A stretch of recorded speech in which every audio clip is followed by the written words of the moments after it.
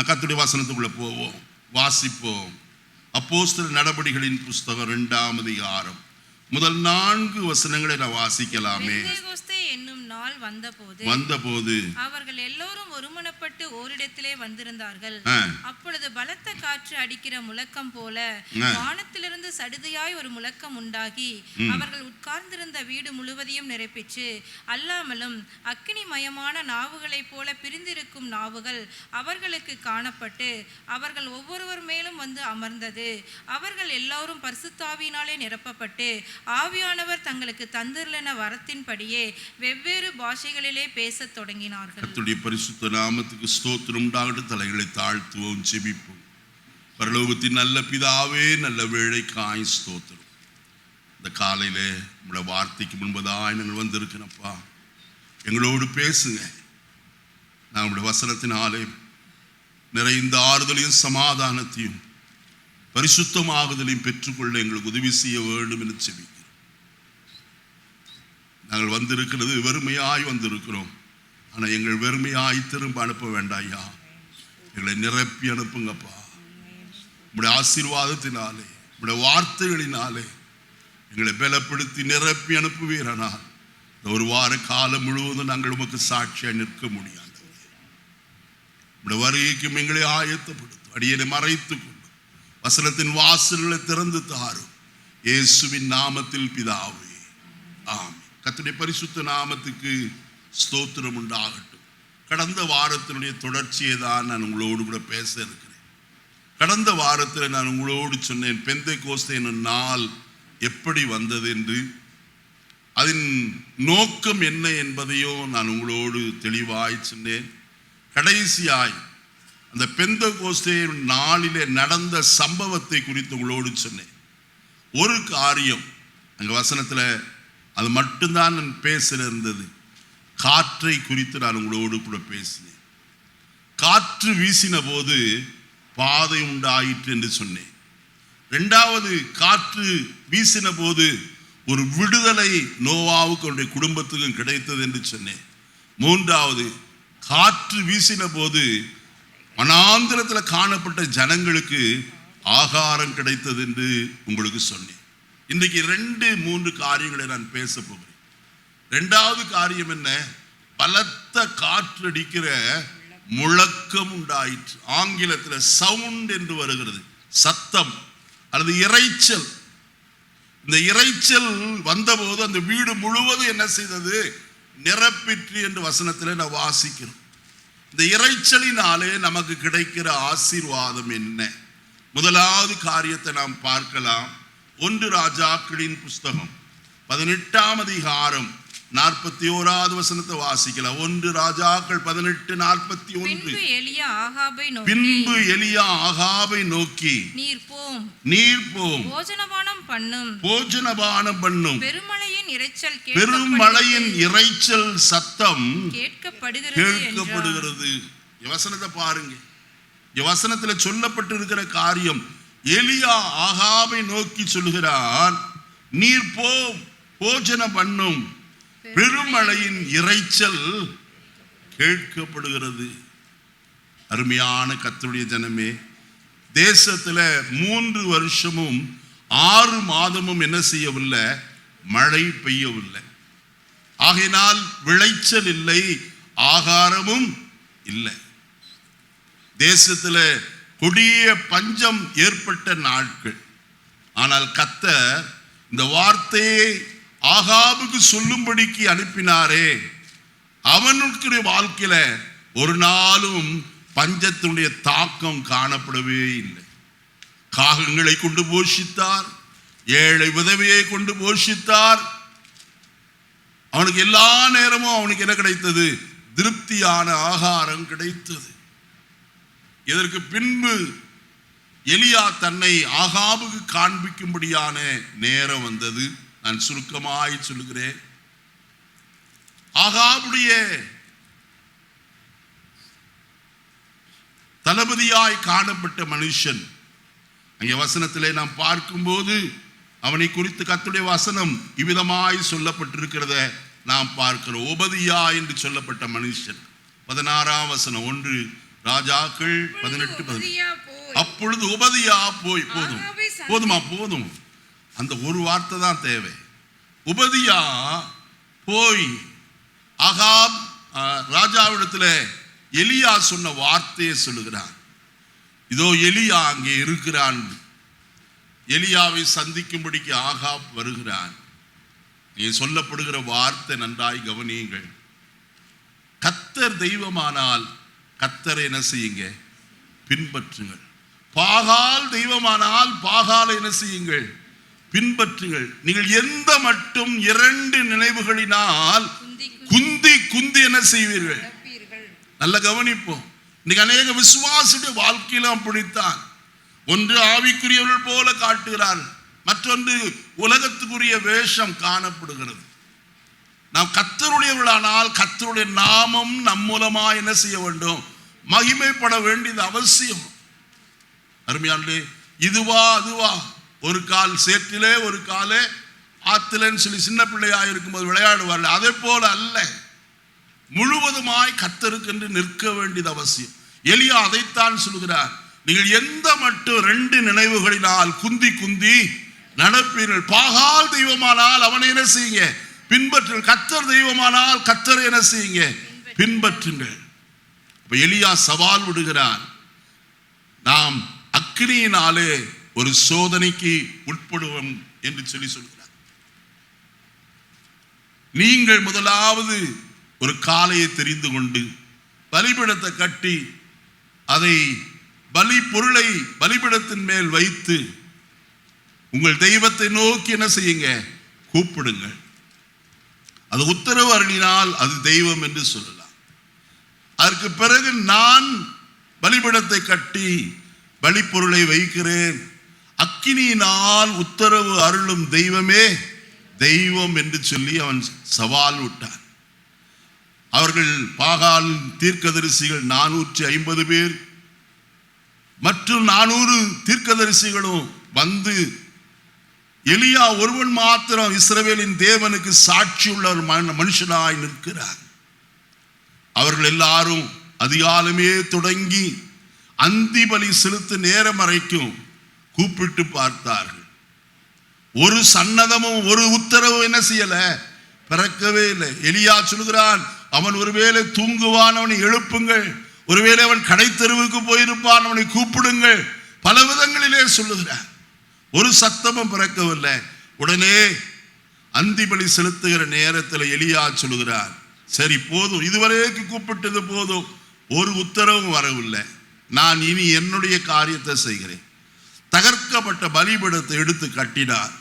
12 கற்களினாலே நிர்மாணித்தார். அதன் மேல் பலியை கொண்டு வந்து சந்து சந்தாய் துண்டித்தான், இன்ன மிருகம் என்று அறியா கூடாதபடிக்கு. அதன் விறகுகளை அடுக்கினான். அதன் மேல் பலிப்பொருளை வைத்தான்.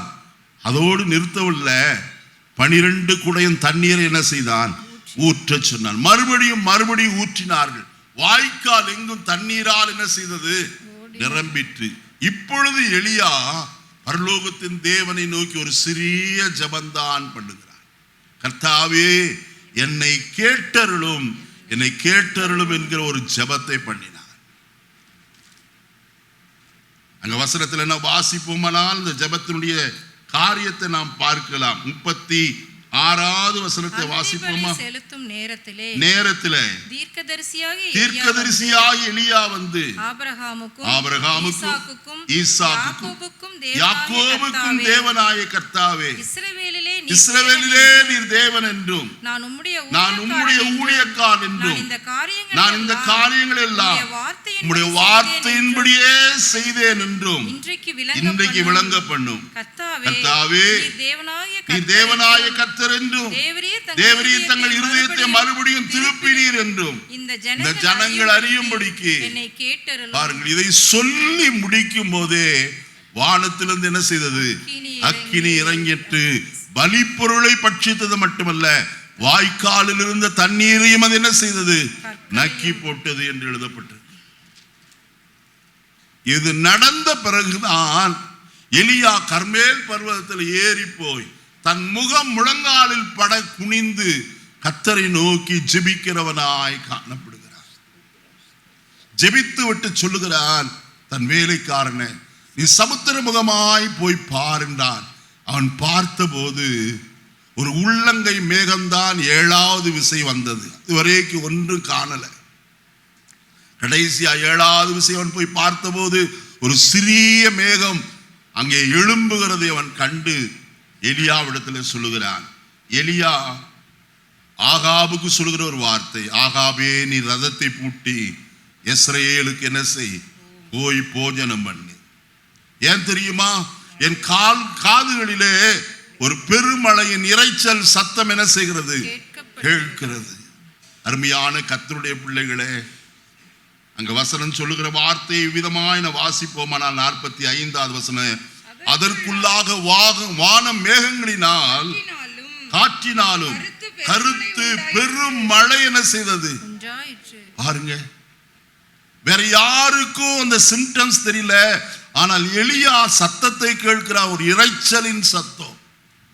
இந்த இரைச்சலின் சத்தம் எதை கொண்டு வந்தது? மழையை கொண்டு வந்தது. இதனால என்னையா லாபம்? யாக்கோபின் நிருபம் 5ஆம் அதிகாரம் 17-18 வசனங்களை வாசிக்கலாம். யாக்கோபு 5:17-18. சற்று வேகமா. எலியா என்பவன் நம்மை போல பாடுள்ள மனுஷனாயிருந்தும் மழை பெய்யாதபடிக்கு கருத்தாய் ஜெபம் பண்ணினான். அப்பொழுது 3 வருஷமும் 6 மாதமும் பூமியின் மேல் மழை பெய்யவில்லை. மறுபடியும் ஜெபம் பண்ணினான். அப்பொழுது வானம் மழையை தந்தது, பூமி என்ன செய்தது? தன் பலனை தந்தது. மழை இல்லாதபடிக்கு பூமி என்ன செய்யாது?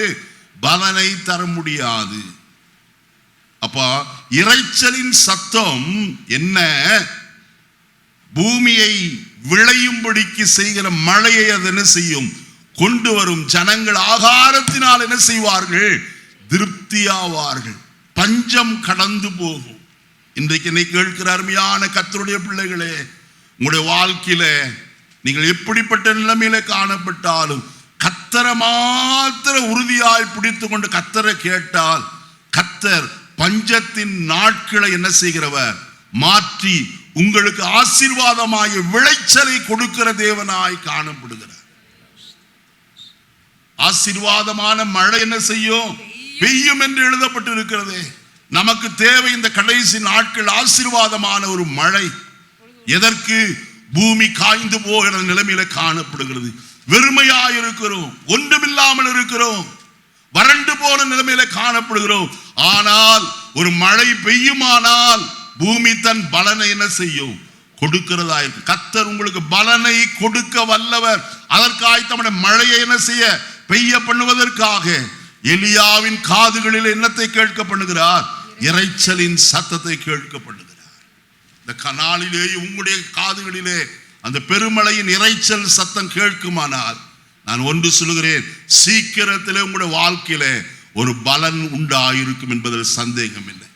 நீ 2வது ஒரு காரியம், இரைச்சலின் சத்தம் என்னத்தை கொண்டு வரும்? வாசிப்ப 1 ராஜாக்களின் 1 நாளாகமத்தின் புஸ்தகம், 1 நாளாகமம் 14ஆம் அதிகாரம் 13 முதல் 17 வரைக்கும் வாசிக்கலாம். பெலிஸ்தர் மறுபடியும் வந்து அந்த பள்ளத்தாக்கிலே இறங்கினார்கள். அப்பொழுது தாவீது திரும்ப தேவனிடத்தில் விசாரித்ததற்கு நீ அவர்களுக்கு பின்னால் போகாமல் அவர்களுக்கு பக்கமாய் சுற்றி முசுக்கொட்டை செடிகளுக்கு எதிரே இருந்து அவர்கள் மேல் பாய்ந்து முசுக்கொட்டை செடிகளின் நுனிகளிலே செல்லுகிற இரைச்சலை நீ கேட்கும் போது யுத்தத்திற்கு என்ன செய்? புறப்படு. பெலிஸ்தரின் பாளையத்தை முறியடிக்க தேவன் உனக்கு முன்னே புறப்பட்டிருப்பார் என்றார். நல்ல கவனிக்க வேண்டிய ஒரு காரியம். நான் முதலாவது சொன்னேன், இரைச்சல் சத்தம் ஆகாரத்தை கொண்டு வந்தது என்று சொல்லி. 2வது இரைச்சல் சத்தம் என்னத்தை செய்யும்? ஜெயத்தை தருகிறதாய் காணப்படும்.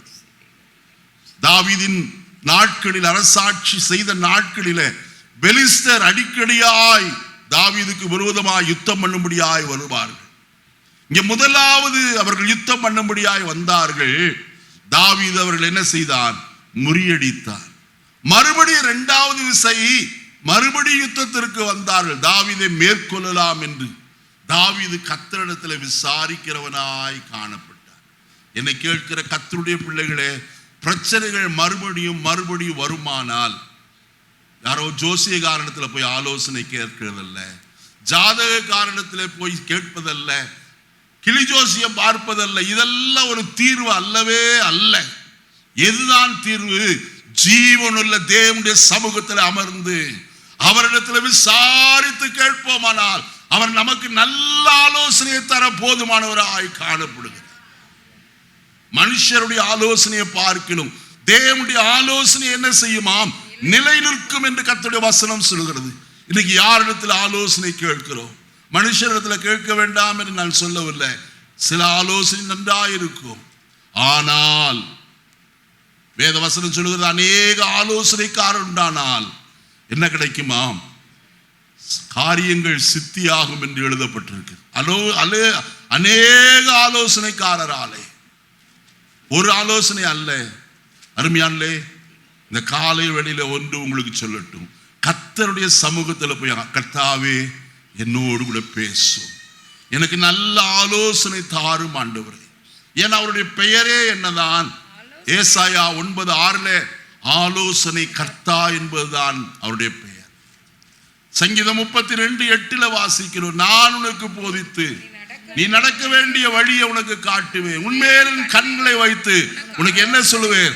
ஆலோசனை சொல்வேன். கவுன்சிலர், அருமையான கவுன்சிலர் ஒருவர் உண்டானால் அவர் நம்முடைய கர்த்தர் மாத்திரமே.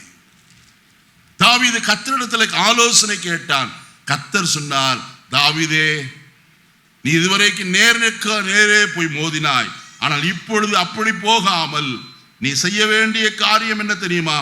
அவர்களுக்கு பின்னாக போகாமல் அவர்களுக்கு பக்கமாய் சுற்றி முசுக்கொட்டை செடிகளுக்கு எதிரே இருந்து அவர்கள் மேல் பாய்ந்து முசுக்கொட்டை செடிகளின் நுனியிலே செல்லுகிற இறைச்சலை நீ கேட்கும் போது யுத்தத்திற்கு என்ன செய்?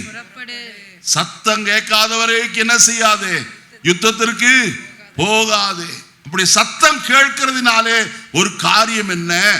அங்க வசனத்துல சொல்லப்பட்டிருக்கிறது, பெலிஸ்தரின் பாளையத்தை முறியடிக்க தேவன் உனக்கு முன்னே என்ன செய்கிறார்? ஹல்லேலூயா. கர்த்தருடைய பிள்ளையை கூட பிரச்சனைகளை முறியடிப்பதற்கு, உங்களுக்கு விரோதமாக எழும்புகிற சகல வல்லமைகளை முறியடிப்பதற்கு கர்த்தர் உங்களுக்கு முன்னே என்ன செய்கிறார்? போகிறவராய், புறப்பட்டு போகிறவராய் இருக்கிறார். வசனத்தில் இவ்விதமாய் நாம் வாசிக்கிறோம். 16வது வசனத்தில், தேவன் தனக்கு கற்பித்தபடியே தாவீது செய்த போது பெலிஸ்தரின் ராணுவத்தை கிபியோன் துவக்கி காசேர் மட்டும் என்ன செய்தார்கள்? முறியடித்தார்கள். கர்த்தர் கற்பித்தபடி செய்வோமானால் நமக்கு என்ன உண்டு? ஜெயம் உண்டு. கடந்த வாரத்தில் சனிக்கிழமை என்று நினைக்கிறேன், தேவன் கற்பித்தபடியே செய்யணும், தேவனுடைய ஆலோசனையின்படி செய்தால் என்ன நன்மை கிடைக்கும் என்று ஆன்லைன்ல உங்களோடு கூட நான் பிரசங்கம் பண்ணினேன். எத்தனை பேர் கேட்டு மனசுல வச்சிருக்கீங்களோ தெரியல. இன்னைக்கு மறுபடியும் அதே வார்த்தை வருகிறது. கர்த்தர் கற்பித்தபடியே தாவீது செய்த போது, நோவா தேவன் தனக்கு கற்பித்தபடியே செய்தபடியினால், மோசே தேவன் கற்பித்தபடியே செய்தபடியினால் அவருடைய வாழ்க்கையில ஆசீர்வாதத்தை பெற்றுக்கொண்டாள் என்று உங்களுக்கு சொல்லி இருக்கிறேன். இன்றைக்கும் சொல்லுகிறேன், தாவீது கர்த்தர் தனக்கு கற்பித்தபடியே செய்தபடியினாலே, அங்க வசனத்தில் என்ன வாசிக்கிறோம்? அவன் கிபியோன் தொடக்கி காசேர் மட்டும் பெலிஸ்தர் என்ன செய்தான்? முறியடிக்கிறவனாய் காணப்பட்டான். முறியடித்ததுனால என்ன ஆயிற்று? அடுத்த வசனம் சொல்கிறது, அப்படியே தாவீதின் கீர்த்தி சகல தேசங்களிலும் பிரசித்தமாகி அவனுக்கு பயப்படுகிற பயத்தை கர்த்தர் சகல ஜாதிகளின் மேலும் என்ன செய்தார்? கர்த்தருடைய பிள்ளையே, உங்களுக்கு பயப்படுகிற பயத்தை ஜாதிகளுக்கு தேவன் தருகிறவர். எத்தனை பேர் ஆமோதிக்கிறீங்க? கர்த்தர் எனக்கு ஜெயத்தை கொடுக்கும் போது ஜாதிகள் நிச்சயமாய் பயப்படுவார்கள். காரணம், இந்த யுத்தம் இவர்களால் நடந்ததல்ல, இது தேவனால் என்ன செய்தது, நடந்தது. வேதம் சொல்லுகிறது, யுத்தம் தேவனால் நடந்தபடியினாலே அவர்கள் முழுவதும் முறியடிக்கப்பட்டால் என்று. உங்களுக்கு யுத்தம் பண்ணுகிற ஒரு கர்த்தர் இருக்கிறாரே, நம்முடைய சிங்காசனத்தில் வீற்றிருக்கிற தேவன் வெறுமையா இருக்கிறவர் அல்ல, உங்களுக்காய் பரிந்து பேசுகிறவரும் உங்களுக்காய் கிரியை செய்கிற தேவனுமாய் காணப்படுகிறார். நீ மூன்றாவது காரியத்துக்குள்ள போவோம். வாசிப்போம் 2 ராஜாக்களின் புஸ்தகம் 7ஆம் அதிகாரம் 6-7 வசனங்களை வாசிப்போம். ஆண்டவர் சீரியரின் ராணுவத்திற்கு ரதங்களின் இரைச்சலையும் குதிரைகளின் இரைச்சலையும் மகா ராணுவத்தின் இரைச்சலையும் கேட்க பண்ணினதினால் அவர்கள் ஒருவரை ஒருவர் நோக்கி, இதோ நம்மிடத்தில் போருக்கு வர இஸ்ரவேலின் ராஜா ஏத்தியரின் ராஜாக்களையும் எகிப்தியரின் ராஜாக்களையும் நமக்கு விரோதமாய் கூலி பொருத்தினான் என்று சொல்லி இருட்டோடே எழுந்திருந்து ஓடி போய் தங்கள் கூடாரங்களையும் தங்கள் குதிரைகளையும் தங்கள் கழுதைகளையும் தங்கள் பாளையத்தையும் அவர்கள் இருந்த பிரகாரமாக விட்டு தங்கள் பிராணன் மாத்திரம் தப்பும்படிக்கு அல்லேலூயா. சத்துருக்கள் சூழ்ந்திருந்தார்கள் சமாரியாவை சுற்றிலும். சமாரியாவிலே கொடிய பஞ்சம், கழுதையின் தலையும் கூட விற்கப்பட்டது. அங்க வசனத்துல 7ஆம் அதிகாரத்துல வாசிக்கும் போது முதல் வசனத்துல, சமாரியாவின் வாசலில் 1 மரக்கால் கோதுமை மா 1 சேக்கலுக்கும் 2 மரக்கால் வார்கோதுமை 1 சேக்கலுக்கு என்ன செய்யப்படுகிறது, விற்கப்பட்டது. ஆனால் அதற்கு முன்னே பயங்கரமான பஞ்சம். ஒரு கழுதையின் தலை 80 வெள்ளிக்காசுக்கு விற்கிறது என்று சொன்னால் எவ்வளவு பயங்கரம். ஆகாரம் இல்லை. ஆனால் கர்த்தர் எலிசாவை கொண்டு சொல்லுகிறார், நாளைக்கு இந்நேரம் சமரியாவின் ஒளிமுக வாசலில் என்ன செய்யப்படும், இது விற்கப்படும். அப்பொழுது கர்த்தர் யார் என்பதை நீங்கள் என்ன செய்வீர்கள், அறிவீர்கள். அதற்குரிய சாத்தியம் இல்லை. எப்படி நடக்கும் என்று ராஜாவுக்கு கையிலாக கொடுக்கிற தளபதி கேட்கிறார். அப்பொழுதுதான் எலிசா சொல்லுகிறார், நீ உன் கண்களால் பார்ப்பாய், ஆனால் அதை என்ன செய்ய மாட்டாய், நீ ருசி பார்ப்பது இல்லை. நடந்தது என்ன, கர்த்தரின் சீரியருடைய ராணுவத்திற்கு விரோதமாய் குதிரைகளின் சத்தத்தை, காலடி சத்தத்தை, இறைச்சலையும் ரதங்களின் இறைச்சலையும் என்ன செய்தார், கேட்க பண்ணினார். அவர்கள் எல்லாரும் என்ன செய்தார்களாம், இதோ இஸ்ரவேலின் ராஜா அநேக ராஜாக்களை கூலி பொருத்தி கொண்டு நமக்கு விரோதமாய் வருகிறார், ஆகையால் விட்டு விட்டு என்ன செய்வோம், ஓவோ, எல்லாவற்றையும் விட்டு விட்டு ஓடிவிட்டார்கள். என்னை கேட்கிற கர்த்தருடைய பிள்ளையே, ஒரு இரைச்சல் சத்தம் சத்துருக்களுக்கு என்ன உண்டாக்கும், பயத்தை உண்டாக்கும். நீங்க நினைக்கிறீங்களா கர்த்தரால் ஆகாது என்று சொல்லி? கர்த்தரால் ஆகாத காரியம் ஒன்று இல்லை. கர்த்தரால் எல்லாம் ஆகும். ஒரு இரைச்சல் சத்தம் தான், குதிரைகளின் இரைச்சலோ ரதங்களின் இரைச்சல் சத்தம் கேட்டவுடனே சத்துருக்கள் சிதறி ஓடி விட்டார்கள். என்னத்தை எல்லாம் விட்டுட்டு போனாங்களா? அங்க 7வது வசனத்துல தங்கள் கூடாரங்களையும் தங்கள் குதிரைகளையும் தங்கள் கழுதைகளையும் தங்கள் பாளையத்தையும் அவர்கள் இருந்த பிரகாரமாகவே விட்டு விட்டு என்ன செய்தார்கள்.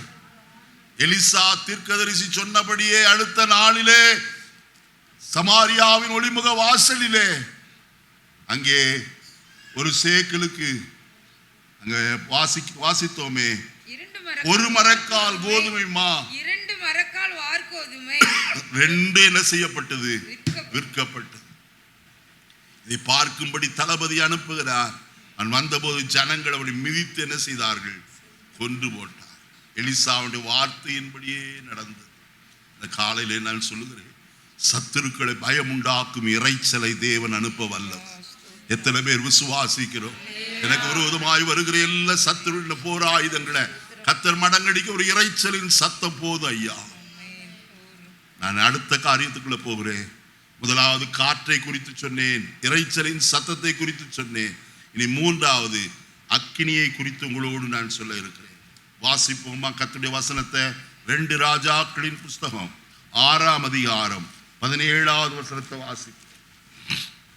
2 ராஜாக்கள் 6:17. அப்பொழுது எலிசா விண்ணப்பம் பண்ணி, கர்த்தாவே இவன் பார்க்கும்படி இவன் கண்களை திறந்தருளும் என்றான். உடனே கர்த்தர் அந்த வேலைக்காரன் கண்களை திறந்தார். இதோ எலியாவை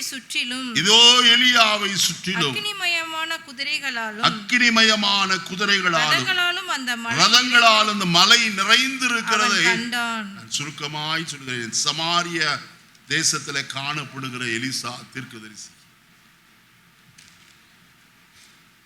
விரோதமாய், தேசத்துக்கு விரோதமாய், சமாரியாவுக்கு விரோதமாய் சீரியாவின் ராஜா கடந்து வருக திட்டமிடுகிறார். நான் போய் இவனுக்கு விரோதமாய் இந்த இடத்துல பாளையம் இறங்கி அவனோடு யுத்தம் பண்ணுவோம் என்று சொல்லி, அப்பொழுதெல்லாம் எலிசா தீர்க்கதரிசி இஸ்ரவேலின் ராஜாவிடத்தில் சொல்லுவான், இன்ன இடத்திலே சீரிய ராஜா பாளையம் இறங்கி இருக்கிறார் என்று சொல்லி. உடனே அவன் எச்சரிப்பின் சத்தத்தை கேட்டு ஆட்களை அனுப்பி பார்ப்பான், அது அப்படியே இருக்கும். இப்பொழுது சீரியாவின் ராஜா ஏமாற்றம் அடைவான். இப்படி பல முறை சம்பவித்து விட்டது. உடனே அவனுக்குள்ள ஒரு சந்தேகம். அவன் தன் மந்திரி சபையில கூட்டி கேட்கிறார், நமக்குள்ளே இஸ்ரவேல் ராஜாவுக்கு உளவு சொல்லுகிறவன் யார் என்று கேட்கிறார். அப்பொழுதுதான் ஒருவன் சொன்னான், ஐயா, நாங்க ஒருத்தரும் போய் உளவு சொல்லுகிறதற்கு ஆள் அல்ல. நீர் இஸ்ரவேலின் ராஜாவிடத்தில் ஒரு தீர்க்கதரிசி ஒருவன் இருக்கிறார். நீர் உம்முடைய பள்ளி அறையில, படுக்கை அறையிலே பேசுகிறதும் அவனுக்கு தெரியும். யோசித்து பாருங்க, தீர்க்கதரிசி என்ன தெரியும்? பள்ளி அறையிலே பேசுகிற காரியம் எதுவோ அதுவும் அவனுக்கு என்ன செய்யும் தெரியும். அவன் ராஜாவுக்கு சொல்ல போதுமானவன். உடனே அவன் செய்தான், இவனை தூக்குனா சரி, நம்ம இஸ்ரவேலின் ராஜாவை என்ன செய்யலாம், ராஜ்யத்தை பிடித்து கொள்ளலாம். ஆட்களை அனுப்பினார். காலையிலே தீர்க்கதரிசியா எலிசாவுடைய வேலைக்காரன் எழும்பி வெளியே வந்தபோது அந்த மலை சுற்றிலும் ராணுவ சேனைகள் சூழ்ந்து கொண்டிருக்கிறது. ஐயோ என் ஆண்டவனே, அபத்தம் வந்தது, என்ன செய்வோம் என்று கதறுகிறார். அப்பொழுதுதான் தீர்க்கதரிசி சொல்கிறான், பயப்படாதே, அவர்களோடு இருக்கிறவளை பார்க்க நம்மோடு இருக்கிறவர் அதிகம் என்று சொன்னார். அவன் நினைச்சா, ஐயாவுக்கு வயசாயிருச்சு, ஏதோ புத்தி பேதலிச்சு எதையோ சொல்றார் போல இருக்கு அப்படின்னு அவன் நினைச்சான். அப்பதான் எலிசா தீர்க்கதரிசி கர்த்தரை நோக்கி ஜெபம் பண்ணுகிறார். கர்த்தாவே, இவன் பார்க்கும்படிக்கு இவன் கண்களை என்ன செய்யும், திறந்தருளும். திறந்த போதுதான் அந்த மலையை சுற்றிலும் அக்கினிமயமான ரதங்களும் குதிரைகளும் எலிசாவை சுற்றி இருக்கிறதை கண்டார். என்னை கேட்கிற தேவனுடைய பிள்ளையே, இந்த காலை வேளையில் உங்களோடு சொல்லுகிறேன், உங்களுக்கு விரோதமாய் சத்துருக்கள் சூழ்ந்து வந்தாலும் உங்களை காக்கும்படிக்கு தேவன் அக்கினிமயமான ரதங்களையும் குதிரைகளையும் அனுப்ப எப்படிப்பட்டவர், வல்லவராய் காணப்பட. அவர் உண்மை உள்ளவர். நாம் அவருக்கு முன்பதாய் உண்மை உள்ளவர்களாய் இருப்போமானால் அவர் தம்முடைய உண்மையை என்ன செய்வார், விளங்க செய்வே ஆவார். அவர் சொன்னதை செய்கிறவர். அவருடைய நல்வார்த்தைகளில் ஒன்றாகிலும் தரையில என்ன செய்யறது இல்லை, விழுந்து போக விடுவதில்லையே. அப்ப அக்கினி என்னத்தை கொண்டு வந்தது, பாதுகாப்பை கொடுத்தது. இன்னைக்கு நம்முடைய வாழ்க்கையிலேயும் கர்த்தர் தம்முடைய அக்கினிமயமான ரதங்களையும் குதிரைகளை அனுப்பி நம்மை பாதுகாக்க போதுமானவராக இருக்கிறார். சத்துரு ஒரு நாள் நம்மை தொட முடியாது. சத்துருவின் சூழ்ச்சிகள், மந்திரவாதியுடைய செயல்பாடுகள், ஏவல் தந்திரங்கள் அல்லது செய்வன ஏவல்கள் ஒன்று நம்ம என்ன செய்ய முடியாது, தொட முடியாது. காரணம், நான் அதை சுற்றிலும் அக்கினி மதிலாயிருந்து அதன் நடுவிலே எப்படி இருப்பேன், மகிமையாயிருப்பேன் என்று சகரியாவுக்கு சொன்னாரே, அதே தேவன் இந்த காலைவெளியில் உங்களுக்கு சொல்கிற காரியம், கர்த்தர் இந்த 5வது மாதம் வரைக்கும் காத்து வந்தது போல உங்களுக்கு ஒரு தீங்கு நேரிடாதபடிக்கு காத்து வந்த தேவன் இனிமேலும் காக்க வல்லவராய் காணப்படும். நீ அடுத்தது அக்கினி என்ன செய்யும், கர்த்தர் யார் என்பதை விளங்க பண்ணும். தானியேல் தீர்க்கதரிசியின் புஸ்தகம் 3ஆம் அதிகாரம் 29வது வசனத்தை நான் வாசிக்கலாம். தானியேல் 3:29. ஆகையால் சாத்ராக் மேஷாக் ஆபேத்நேகோ என்பவர்களுடைய தேவனுக்கு விரோதமாக வார்த்தையை சொல்லுகிற எந்த ஜனத்தானும் எந்த ஜாதியானும் எந்த பாஷைக்காரனும் துண்டித்து போடப்படுவான். அவனுடைய வீடு எருக்களமாக்கப்படும் என்று என்னாலே என்ன செய்யப்படுகிறது. இந்த சம்பவத்தை நான் சுருக்கமாய் சொல்லுகிறேன்.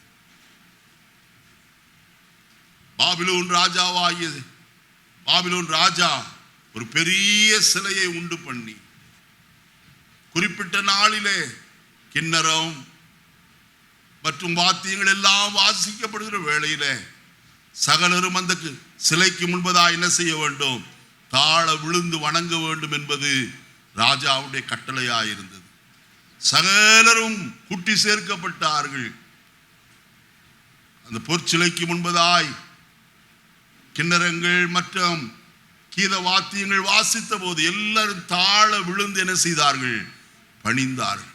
ஆனால் இஸ்ரவேல் தேசத்திலே இருந்து அடிமைகளாய் கொண்டு போகப்பட்ட சாத்ராக் மேஷாக் ஆபேத்நேகோ என்று சொல்லப்பட்ட இந்த 3 எபிரேய வாலிபர்களும் அதை வணங்காதபடிக்கு நிமிர்ந்து நிற்கிறவர்களாய் காணப்பட்டார்கள். மறுபடியும் ஒரு சந்தர்ப்பம் கொடுக்கப்பட்டது. அவர்கள் சொல்லிவிட்டார்கள், நாங்கள் இந்த சிலைக்கு முன்பதா என்ன செய்ய மாட்டோம்? பணிந்து தொழ மாட்டோம். காரணம், நாங்கள் ஆராதிக்கிற தேவன் இன்னார் நாங்கள் அறிந்திருக்கிறோம். அவர் எங்களை விடுவித்தாலும் விடுவியாமற் போனாலும் ராஜா நிறுத்தின இந்த சிலையை நாங்கள் என்ன செய்வதில்லை? வணங்குவது இல்லை என்பது ராஜாவுக்கு தெரிய கடவது என்று சொல்லி தைரியமாய் சொன்னார். நல்ல கவனிப்போம். இந்த கட்டளைக்கு கீழ்ப்படியாதவர்களை செய்கிற காரியம் அக்கினி சூளைக்குள்ளே போடப்படுவது. அக்கினி சூளை 7 மடங்கு அதிகமாக்கப்பட்டது. சூடு மறுபடியும் வாசிக்கப்பட்டது. இவர்களோ தைரியமாய் நின்றார்கள். இவர்களை பிடித்து கட்டி அந்த அக்கினி சூளைக்குள்ளே போட்டார்கள். அக்கினி சூளைக்குள்ளே கொண்டு போய் போட்டவர்கள் மரித்து போனார்கள். ஆனால் சாத்ராக் மேஷாக் ஆபேத்நேகோ என்று சொல்லப்பட்ட இந்த 3 புருஷரும் அக்கினியின் நடுவிலே போடப்பட்ட போது அவருடைய கட்டுகள் மாத்திரம் அருந்தது. ஒரு சேதமின்றி அவர்கள் ஏதோ ஒரு ஏசி அறைக்குள்ள நடமாடுகிறது போல உலாவுகிறவர்களாய் காணப்பட்டார். ராஜா உற்று பார்க்கிறார். இந்த 3 பேரை அல்லவா போட்டோம், 4வது ஒரு மனுஷன் அவர்களோடு சேர்ந்து என்ன செய்கிறானே? உலாவுகிறானே. அது தேவனுடைய சாயலுக்கு ஒப்பாயிருக்கிறது என்று சொல்லி அவன் சொன்னான். ராஜா சொல்லுகிறான், வெளியே வாருங்கள் என்று. ஜீவனுள்ள தேவனுடைய தாசர்களே, வெளியே வாருங்கள் என்று சொல்லி கட்டளை கொடுத்தார். யாரெல்லாம் இவர்களுக்கு விரோதமாய் பிராது செய்தார்களோ அவர்களுடைய வீடுகள் எல்லாம் எருக்களமாக்கப்பட்டது. கர்த்தருடைய பிள்ளைகளே, இந்த காலை வேளையில நான் ஒன்று சொல்கிறேன். முதலாவது அக்கினி என்னத்தை கொண்டு வந்தது? ஒரு பாதுகாப்பை கொண்டு வந்தது என்று சொல்லி. இப்பொழுது அக்கினி என்னத்தை கொண்டு வந்திருக்கிறது? தாங்கள் சேவிக்கிற தேவன் யார் என்பதை என்ன செய்தது? விளங்க பண்ணிற்று. என்னை கேட்கிற தேவனுடைய பிள்ளைகளே, நீங்கள் கர்த்தர் யார் என்பதை அறிந்திருக்கிறீர்களா? நாம் ஆராதிக்கிற கர்த்தர் எப்படிப்பட்டவர் என்றோ எவ்விதமாய் அவர் செயல்படுகிறவர் என்பதை அறிந்திருப்போமானால் நிச்சயம் அவர் பேர்ல பரிபூர்ணமான விசுவாசத்தை உடையவர்களாய் காணப்படும். வேதம் சொல்லுகிறதே, சங்கீதம் 46:10 வாசிக்கும் போது, கர்த்தரே தேவன் என்று அறியுங்கள், நாம் அல்ல. நீங்கள் அமர்ந்திருந்து நானே தேவன் என்று அறிந்து கொள்ளுங்கள்.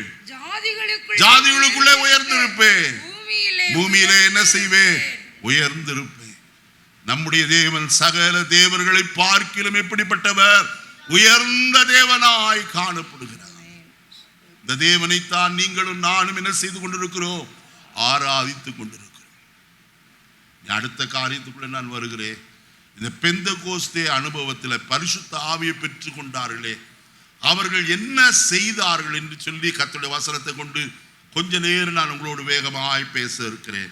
வாசிப்போம். அப்போஸ்தலர் நடபடிகளின் புஸ்தகம் 2ஆம் அதிகாரம் 11வது வசனத்தை வாசிப்போம். கிரேத்தரும் கிரேக்கரும் அரபியருமாகிய நாம் நம்முடைய பாஷைகளிலே இவர்கள் தேவனுடைய மகத்துவங்களை பேச கேட்கிறோமே.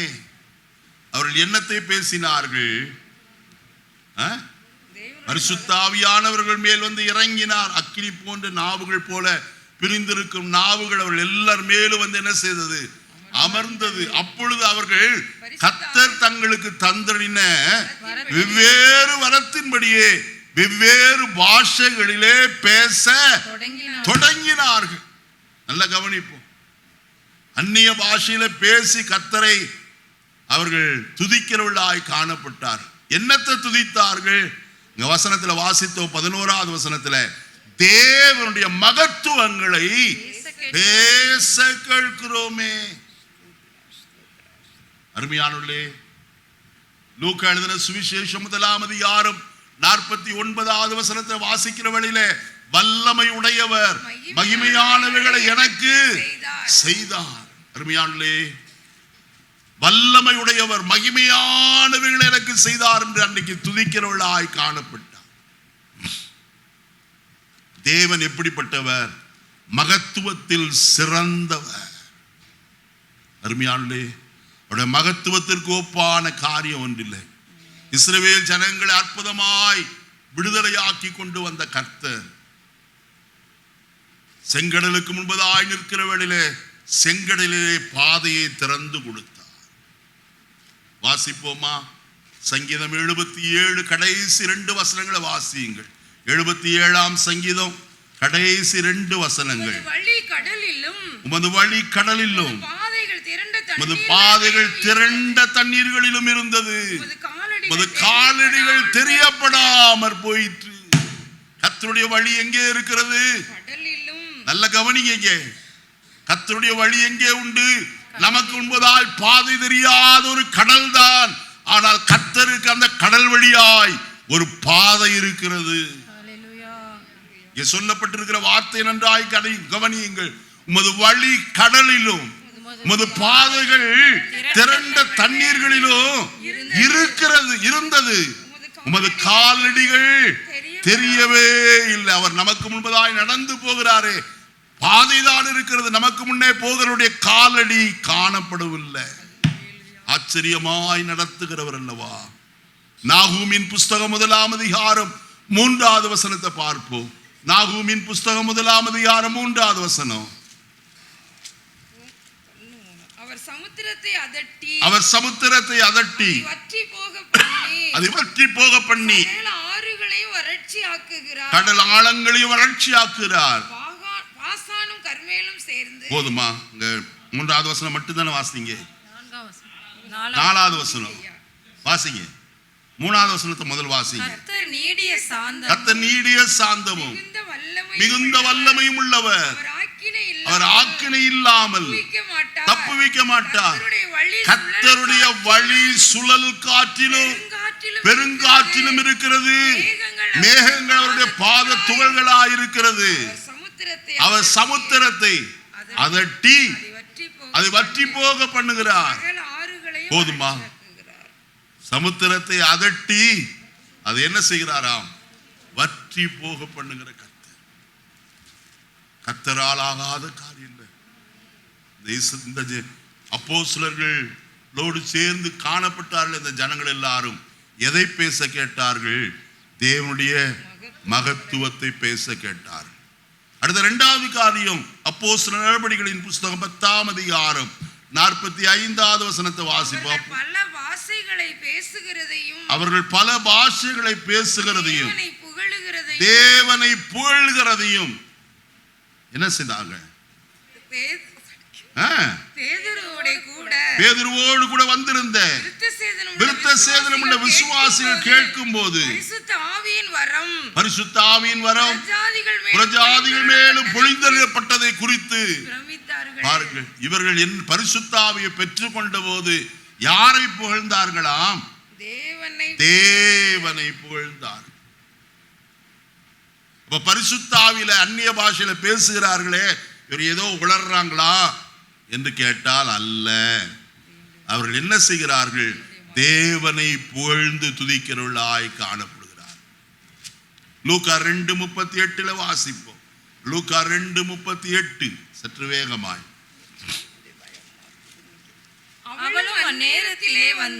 அவர்களும் அந்நேரத்திலே வந்து நின்று கர்த்தரை புகழ்ந்து வாசிங்க.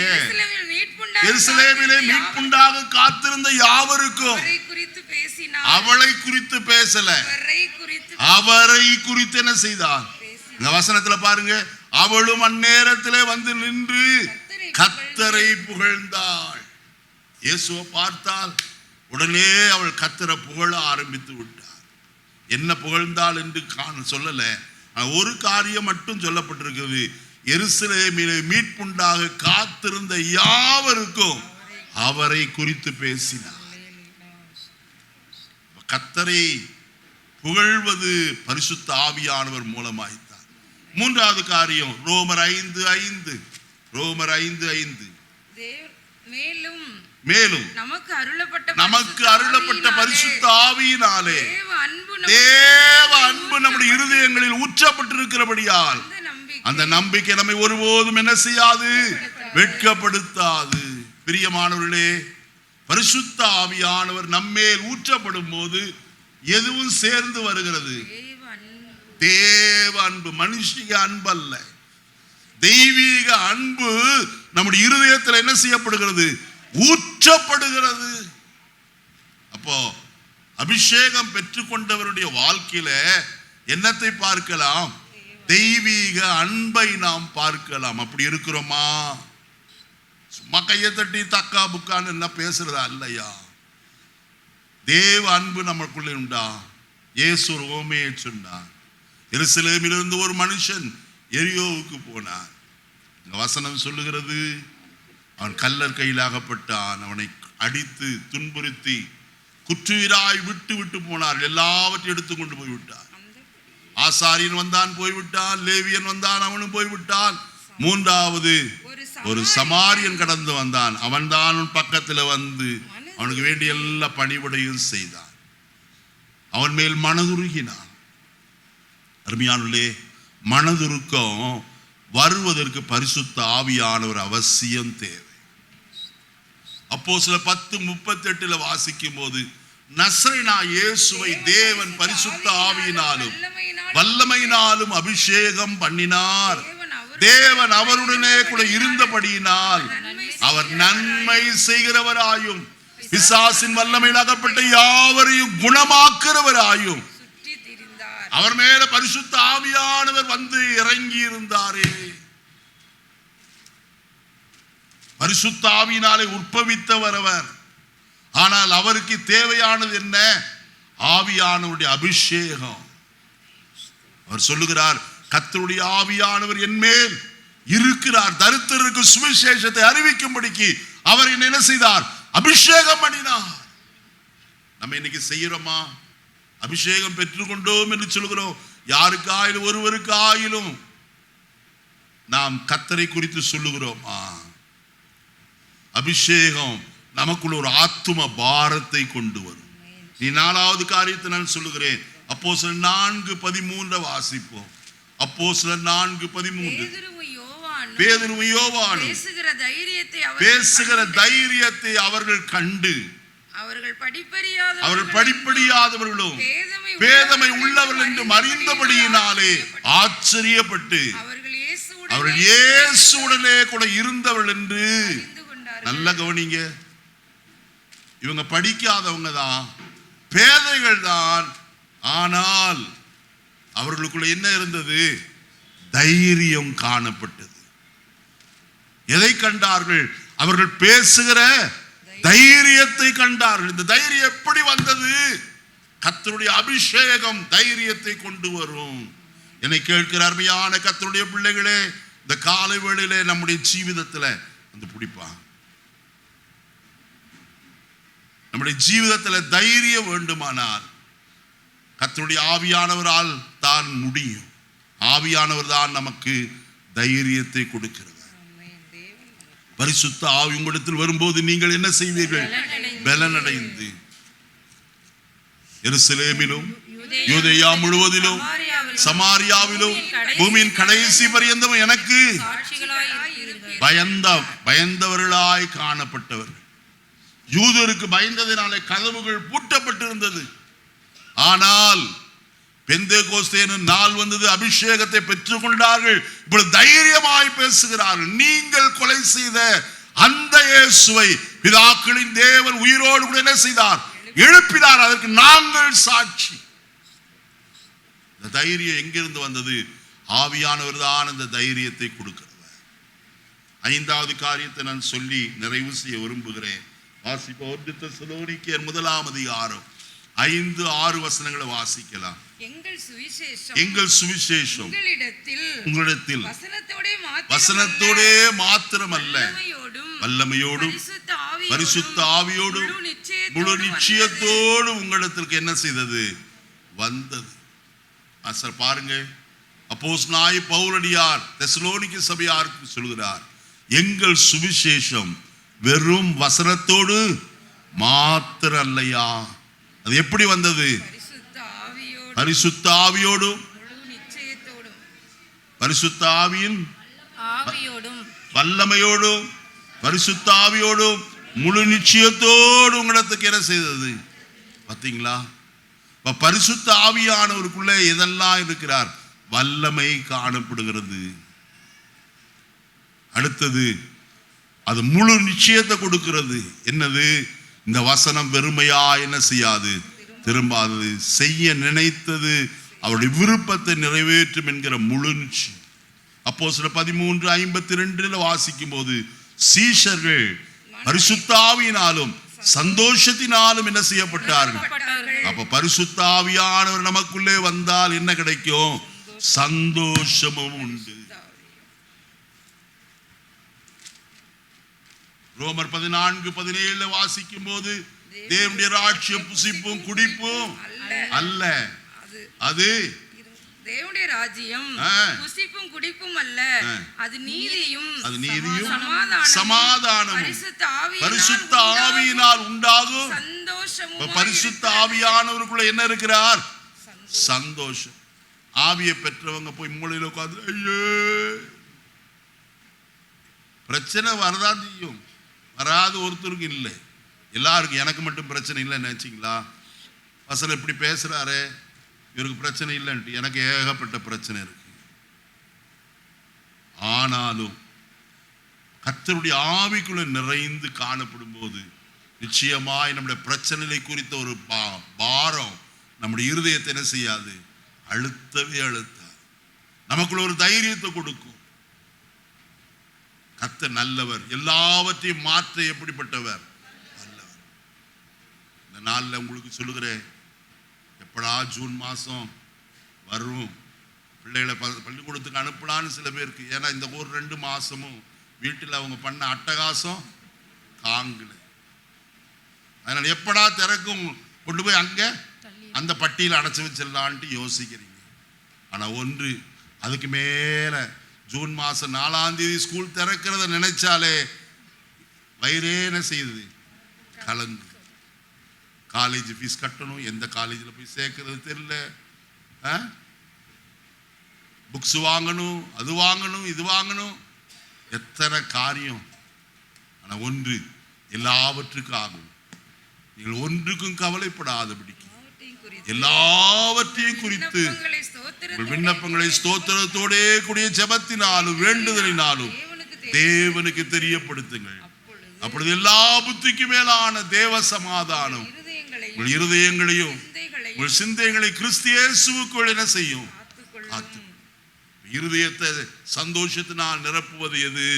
பரிசுத்த ஆவியானவர். இது என்ன செய்யப்படுகிறது? அப்போஸ்தலர் 2:35 வாசிங்க. அப்போஸ்தலர் 2:33, மன்னிக்கணும், 2:33. நீங்கள் இப்பொழுது அவர் தேவனுடைய வலது கரத்தினாலே உயர்த்தப்பட்டு பிதாவுடைய வாக்குத்தத்தத்தின்படி பரிசுத்த ஆவியை பெற்று நீங்கள் இப்பொழுது காண்கிறதும் கேட்கிறதுமாகிய இதை என்ன செய்தார்? பரிசுத்த ஆவியானவர் ஒளிந்தருளப்பட்டதை காண்கிறதையும் காண்கிறதும் கேட்கிறதும் ஆகிய பரிசுத்த ஆவியானவர் என்று எழுதப்பட்டிருக்கு. நாம் பார்க்கிற பரிசுத்த ஆவியானவர் பெற்றுக்கொண்ட ஜனங்களை அவர்கள் எவ்வளவு தைரியமாக இருக்கிறார், சந்தோஷத்தினால நிறைந்திருக்கிறார். அருமையானவர்களே, கேட்கிற அவர்கள் பேசுகிற அந்நிய பாஷையை நம்முடைய காதுகளினால் கேட்டு கர்த்தரை துதிக்கிறதை நாம் பார்க்கிறோம். இனி பரிசுத்த ஆவியானவரால் நமக்கு என்ன உண்டு? 1 கொரிந்தியர் 14:4 வசனத்தை வாசிப்போம். 1 கொரிந்தியர் 14:4. நான் ஒரு 2 வசனத்தை சொல்லி முடிக்கிறேன். அந்நிய பாஷையிலே பேசுகிறவன் தனக்கு என்னத்தை உண்டு பண்ணுகிறான்? தனக்கு பக்தி விருத்தி முதலாவது வருகிறது. பக்தி விருத்தியாகணும்னா பரிசுத்த ஆவியானவரை பெற்றுக்கொள்ள வேண்டும். அடுத்தது காரியம் 2 கொரிந்தியர் 7 முதல் வசனம். 2 கொரிந்தியர் 7. இந்த வாக்குத்தத்தங்கள் நமக்கு உண்டாயிருக்கிறபடியா பிரியமானவர்களே, மாம்சத்திலும் ஆவியிலும் இருக்கிற எல்லா சுசி நீங்க நம்மை சுத்திகரித்துக் கொண்டு பரிசுத்தமாகுதலை தேவ பயத்தோடு, பாத்தீங்களா, பரிசுத்தத்தை பூரணப்படுத்தணுமானா பரிசுத்த ஆவியானவர் தேவை. ஏன்னா அவர் தான் கண்டித்து உணர்த்து நேர்வழியாய் நடத்துகிறார். கடைசி ஒரு வசனம் வாசிப்போம். 2 கொரிந்தியர் 3:18. 2 கொரிந்தியர் 3:18. இதுக்கு மேல பேச மாட்டேன். நாம் எல்லாரும் திறந்த முகமாய் கர்த்தருடைய மகிமையை கண்ணாடியிலே காண்கிறது போல கண்டு ஆவியாயிருக்கிற கர்த்தரால் அந்த சாயலாகத்தானே மகிமையின் மேல் மகிமை அடைந்து, ஆவியானவர் தான் நம்மை மறுரூபப்படுத்துகிறவர். இந்த மண்ணான் இந்த சரீரம் கிறிஸ்துவின் மகிமையான சரீரத்துக்கு ஒப்பாய் மாற வேண்டுமானால் நமக்கு தேவை பரிசுத்த ஆவியானவர். எல்லாரும் எழுந்து நிற்போமா? கர்த்தரை நோக்கி பார்ப்போம். இந்த காலை வேளையில தேவனுடைய வார்த்தையை கேட்டோம். கர்த்தருடைய ஆவியானவர் எப்படி ஆதி பெந்தேகோஸ்தே நாளிலே கடந்து வந்தார் என்று. அவர் காற்றாய் கடந்து வந்தார். அவர் சத்தத்தோடு வந்தவர். அவர் அக்கினியாய் இறங்கி வந்தவர். அவருடைய காரியங்களை குறித்தெல்லாம் கேட்டோம். நான் மறுபடியும் அதை சொல்ல விரும்பவில்லை. ஒரே ஒரு காரியத்தை சொல்கிறேன். கர்த்தருடைய ஆவியான அக்கினியாய் இறங்கினார். அந்த அக்கினி நம்மை பாதுகாக்கும். நாம் ஆராதிக்கிற தேவனின் யார் என்பதை விளங்க பண்ணும். அது உங்களுடைய தேவைகளை சந்திக்கும். மீண்டும் உங்களை செழிப்படைய பண்ணும். மாத்திரமல்ல, ஆவியானவர் உங்களை நித்தமும் போதித்து நடத்துகிறவராய் காணப்படுவார். இந்த ஆவியானவருடைய சத்தத்திற்கு கீழ்ப்படியுங்கள். அப்பொழுது நாம் மகிமையின் மேல் மகிமை அடைந்து மறுரூபப்பட முடியும். கர்த்தருடைய கால சத்தம் துணிக்கும் போது நாம் எல்லாரும் ஒரு நிமிஷத்திலே, ஒரு இமைப்பொழுதிலே மறுரூபமாக்கப்படுவோம். அந்த மகிமையின் சாயலை பெற்றுக்கொள்ள ஆவியானவரே என் ஜீவிதத்தை பரிசுத்தப்படுத்தும் என்று கேளுங்க. கர்த்தரை செய்ய வல்லவராயிருக்கிறார். ஜெபிப்போம். நல்ல பிதாவே, நல்ல வேளைக்காய் ஸ்தோத்திரம். இந்த காலையில் எங்களோடு நீர் பேசி நம்முடைய ஜீவனுள்ள வார்த்தைகளுக்காய் நாங்கள் உமக்கு நன்றி சொல்கிற ஆண்டவரே. விசேஷமாய் ஆவியானுடைய தெளிவான சத்தியத்தை நாங்கள் புரிந்து கொள்ளும்படிக்கு எங்களோடு நீர் பேசினீரே. பேசப்பட்ட ஒரு வசனமாயில் வீணாய் போய் விடாதபடிக்கு அது 30, 60, 100 பலன் தரும்படியாய், அது மிகுந்த பலனை கொடுக்கும்படியாய் நாங்கள் எதிர்பார்க்கிறோம். தொடர்ந்து கர்த்தருடைய ஆவியான கிரியை செய். நல் நாமத்தை மகிமைப்படுத்தும். இயேசுவின் நாமத்தில் பிதாவே, ஆமென்.